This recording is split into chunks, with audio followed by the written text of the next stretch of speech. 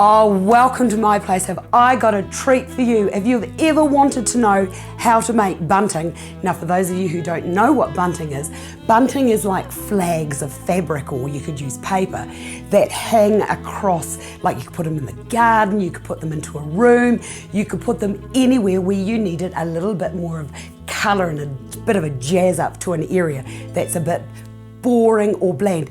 Now it's still too cold for me to get into the garden, but I'm putting my time to very good use because I'm starting to make all of the things for the new garden studio, which you will see appearing at your place in due course.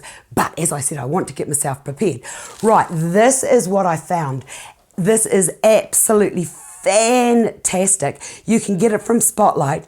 All of the colours have all been coordinated for you.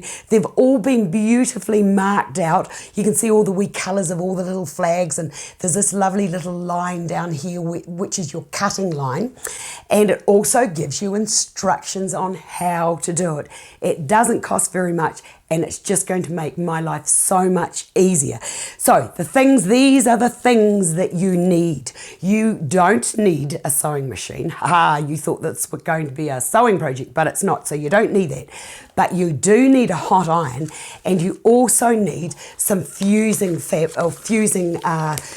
paper, which is what this is. And what happens is on one side you're smooth, and on this side here you may not be able to see that, but that's a lovely little raised sort of like a little plasticky thing. And what happens is you iron one surface onto your fabric, and then you peel off the backing, you put the other bit onto that, and then you just peel it away, stick both the fabrics together, and you don't have any fraying, and you've got something that's lovely and firm. Now you also need, for this, if you wanted to, you could just like cut all the flags out and then just all bind them together or fuse them together, but you actually get like 30 flags if you just have them as they are, and then get yourself a nice matching fabric that will connect and tone and bring your colours together. So I thought that was a good way of getting more flags. Right, the other thing we're going to need is some tape or some bias binding, and some straight scissors, and my best friends, which are these. These are my pinking shears, and I love them, and they're great. And when you cut things out, nothing frays, so that's going to be fantastic. And we also need some pins, and we need an iron, and we need a couple of pieces of baking paper.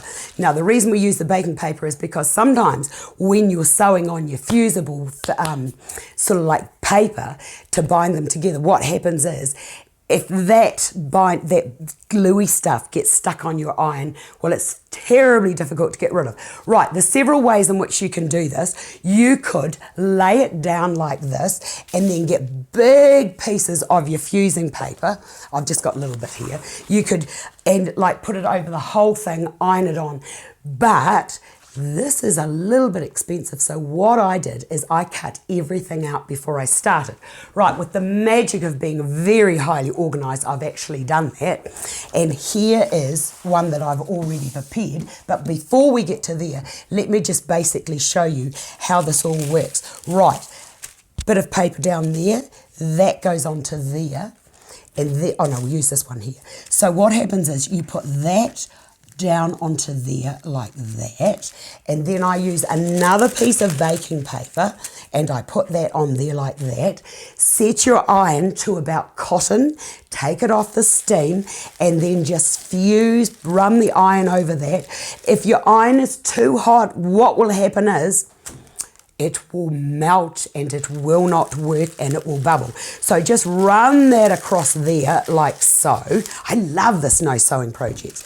Right, and you'll see how that sort of like stuck to that paper. That's why I didn't want that sticking to my iron. Then once you get to there, just leave it a few seconds until it starts to cool. And then what you do is you just very gently pull that off like that. Look at that, it's magic. And you can see that it's already started, it's fused because that there is nice and shiny. So, and there's that little bit of plastic that we've just fused down onto there. Well, I'm telling you, it's not very nice, but see that wee bit there? That tells me that it's done. Now, from there, the next thing is to get another piece. So this is your backing. Well, it might not be the back at the end of the day. You might want to put that onto the front of your bunting. Then put that down. Now make sure that, oh, you see, I nearly made a mistake.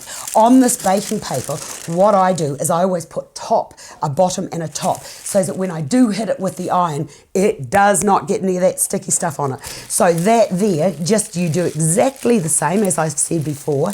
Run that over there. And when you see this, you're just going to be so impressed. I just love it. Right, make sure that that's all firmly on there. It doesn't take very long. Then pull that off and look at that. It's all stuck together, two together. Now, as that cools down, it's going to become much, much firmer. Right, once that's all done and you've done all of your little all your little flags, the next thing to do is to get said trusty pinking shears, and you'll notice that this has got the little lines on it. So just go down to there, and this is your cutting lines. So take that right along there like that, until you get to the end. And I didn't like that. I don't like that little black bit there, so just get rid of that as well. We don't want any of that. But the great thing with this is, oh, hold on, I have to do that properly. Do it properly, because it will drive me crazy if it's not neat and tidy. You know how nice and neat and tidy I like things to be, and I also like things matching. Okay, take that up to there. Whoops, these are a bit blunt because I think that somebody may have used these to cut paper, and when I find out who that is, they are going to be in trouble. And then just cut across there.